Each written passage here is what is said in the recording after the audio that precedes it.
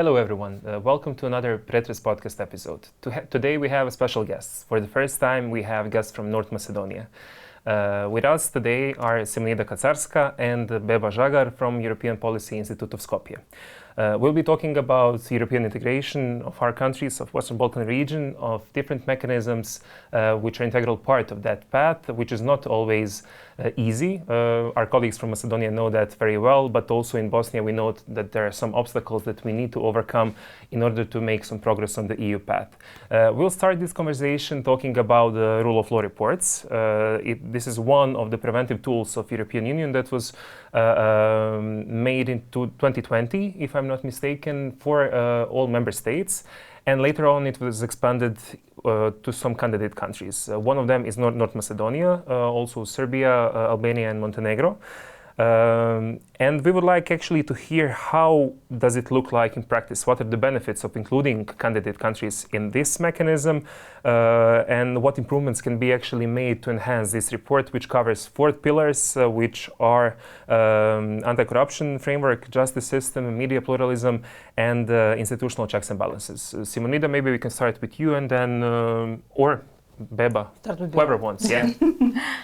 Thank you, Edo, for hosting us, and thank you for the introduction.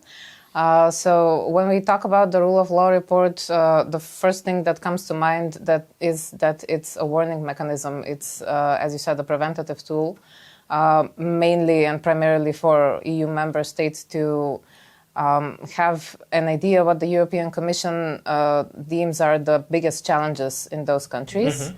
And beginning from 2024, this mechanism is also employed in 4 candidate countries with which the European Commission thought at the time were ready for this exercise, for including them in this mechanism. The idea behind the rule of law report is based on a dialogue between the European Commission and the public authorities in the member states and in the 4 candidate countries.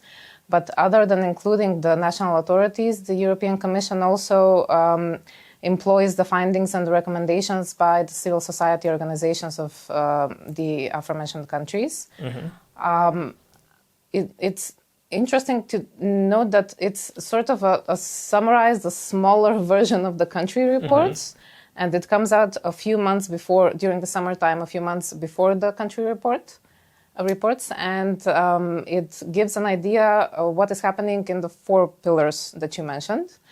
There are benefits for the candidate countries. Firstly, sort of going into that gradual integration phase, putting the candidate countries at a level playing field with the member states, and just giving them sort of a sense of how it will be when they become member states. Other than that, of course, it's good to find out what the European Commission thinks are the biggest challenges that we face, other than what the civil society organizations always point out, of course.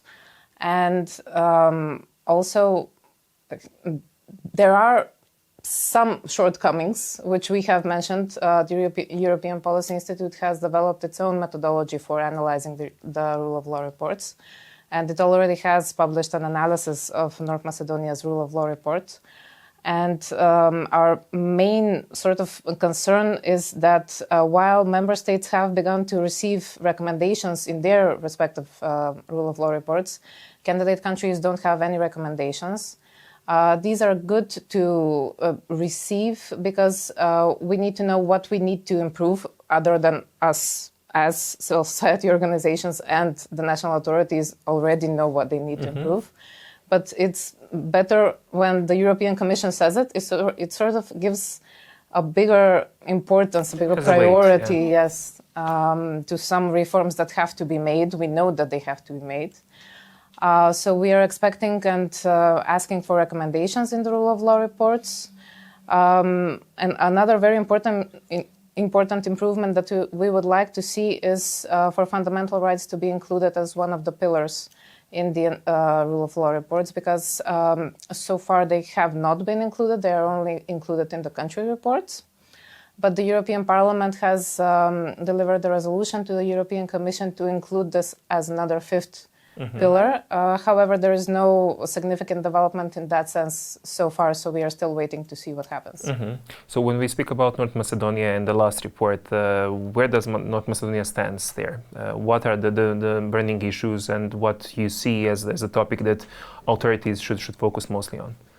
I think we feel, not only from our analysis from the North Macedonia's rule of law report, but from other analysis and the shadow report that the European Policy Institute publishes every year, that the judiciary is our biggest burning area at the moment. Welcome to the club.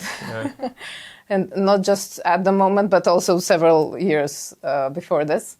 There are issues regarding the independence of the judiciary and the integrity.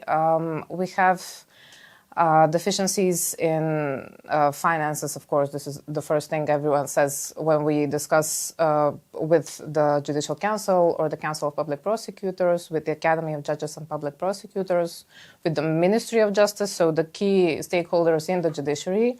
The first thing that comes up is that there are not enough financial resources to have the sufficient number of, to employ the sufficient number of judges, public prosecutors. This is also mentioned as a step in our reform agenda, that we are lacking a sufficient number of judges and public prosecutors, and there is a step that needs to be achieved. There is also a lack of people employed in the expert services, in the courts and the public prosecutors' offices. And we also need to work on technical equipment, digitalization of the courts and of the public prosecutors' offices. There are, of course, other burning areas in the fight against corruption.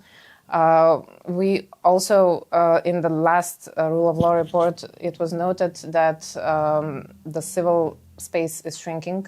So this has its roots in the in the cutting of the USAID funds, but also other sources of financial means that the civil society had before, and they are either shrunk or we don't have them anymore. And then when a call for new projects is published, all of the organizations, no matter how big or small or new or experienced organizations, they all apply, we all apply, and you can see that there is not enough competition in the civil society, and of course the space is shrinking. Since we are mentioning civil society, Bosnia is not there yet. We hope that we will also join this tool and that we'll be able to monitor and to contribute as a civil society. Based on your experience in North Macedonia, how does civil society perceive this concrete mechanism? I know that you are using it very well with shadow reporting, etc. What are actually the added values for your work based on this, but also what is the added value that you contribute to in collaboration with the European Commission? The main, I think, the first response to your question, the main thing that comes to mind when you think about your question is that the rule of law report is not supposed to be a one-ended story. It's not supposed to be a monologue of the European Commission, and it's less used than the country report. I think it's deemed as less important than the country report, maybe because it's a more recent tool, it's a more recently employed mechanism in our candidate countries and in general in the member states since 2020. But also maybe because not all national authorities deem it as important as the country report. Maybe also because we don't have those recommendations that we mentioned. We don't see. So then if we don't have recommendations or if we don't have sanctions, then what is this? It's just a piece of paper, that's it. Why do we need it? Why do we use it? But we think that it's important for civil society to engage with this mechanism, firstly because the European Commission, through this mechanism, gives another space, more space for civil society organizations to engage with it, to engage with the European institutions. And it gives civil society organizations a space to share their findings, share their recommendations, but also it goes the other way around as well. Civil society organizations work a lot on promoting what has been said in the rule of law report. And I think this is very important, just so it doesn't just leave a piece of paper and that's it. We just don't leave it. Yeah. I would just add that there's a very practical segment to the rule of law report by the Commission actually using the findings from civil society and citing them. So they are actually referencing the work of civil society, which is not the case with the country report either. With the country report, it's much rarer. It's much more seldom to find references to work of civil society organizations. So I think that this is probably the strongest suit, the strongest tool that civil society has to showcase the impact of its work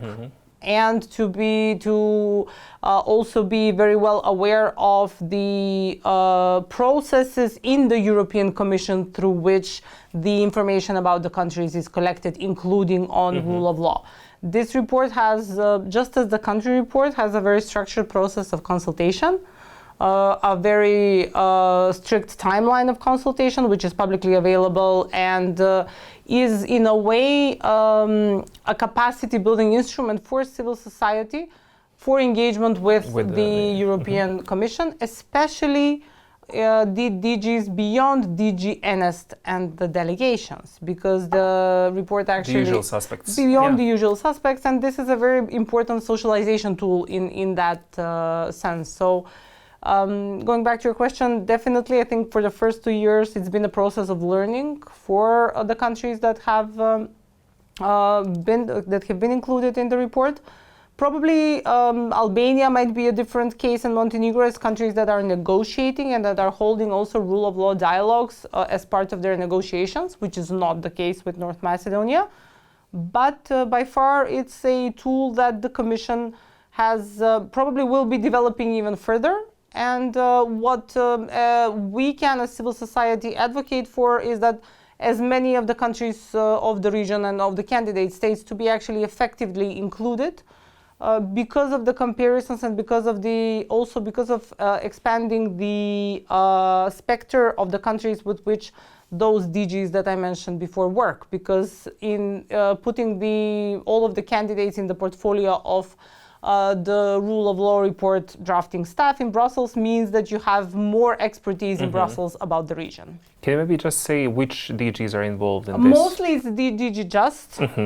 Mostly is DG Justice, but then you would find people across the other directorates as well. Having in mind everything that you've shared, one could easily conclude that it's not easy to be motivated to work in some of these areas, because really we work on some issues for years and unfortunately there is no enough progress that we would like to see in practice. Where do you find motivation for all of this, and what would be your message to our listeners in both of our countries, but also to decision makers, having in mind the geopolitical situation and the state or the stage of enlargement process now?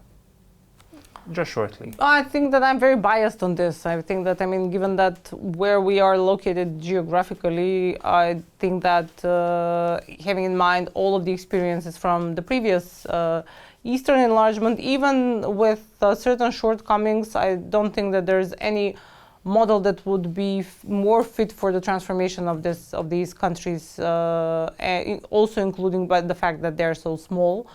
Than to follow what the European best practices would do. I'm saying that because not all of these policies are always perfect. It's always been a learning, there's always a learning curve.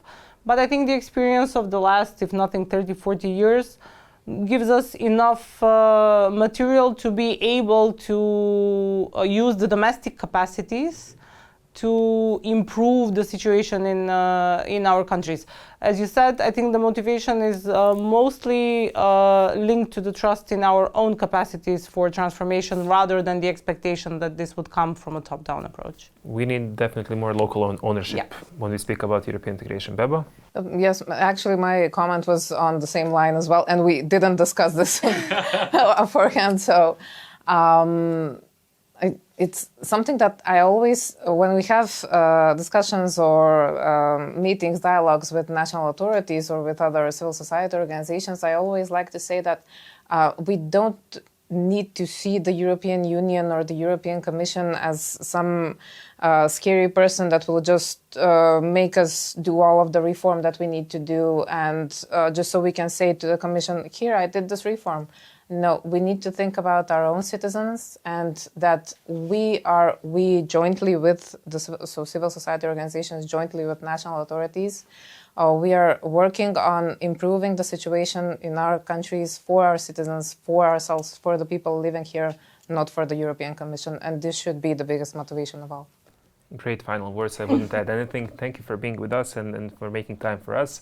This was another episode of the Pretres podcast. I'm glad that we mentioned some of the burning issues when speaking about European integration and some things that will come up in Bosnia and Herzegovina, hopefully. Thank you for being with us. Enjoy your day.